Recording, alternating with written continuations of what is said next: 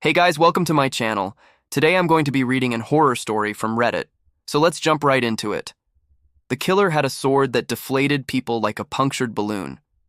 The first time I saw him use it, it was in the alley behind my apartment building. I was home for Christmas and my mom was visiting. She always gets up early to go running, so I got up to make coffee and went out back to get the morning paper. The alley was covered in snow, and the only light came from the flickering neon sign of the pizza shop across the way.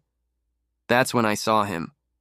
He was maybe 6'2", all muscle with a head like a bulldog and a neck like a cartoon character. He held one hand over his face, shielding his identity, and in the other he held a wicked-looking sword. It looked almost medieval, but there was something familiar about it. Something I couldn't place. I turned back to go inside, but then he called out to me. "Hey you, come here." I knew what he wanted. I knew. My mom had left her purse out, and every morning the local panhandlers would come by and ask for money. Sometimes she would leave extra change or even some cash, which is what I assumed he wanted. But this guy was different. As he stepped out of the shadows, I could see the wild look in his eyes. There was something very wrong with him.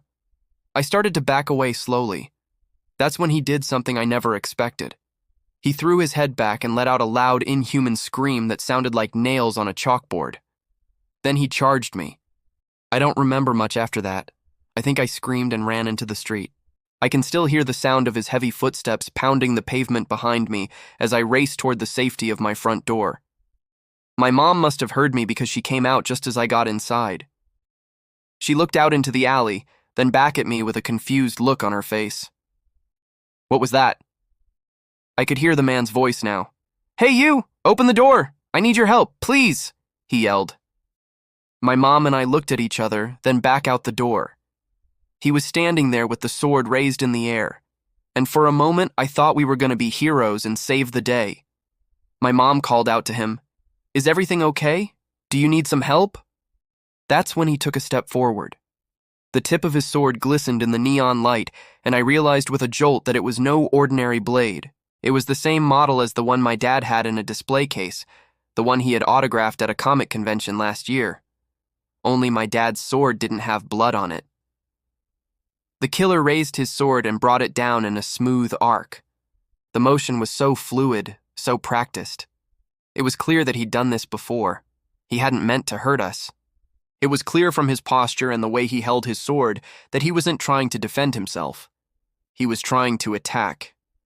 I knew then that we weren't dealing with a normal person.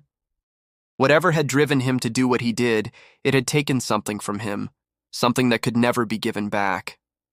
We watched in horrified silence as he plunged the sword into my dad's display case.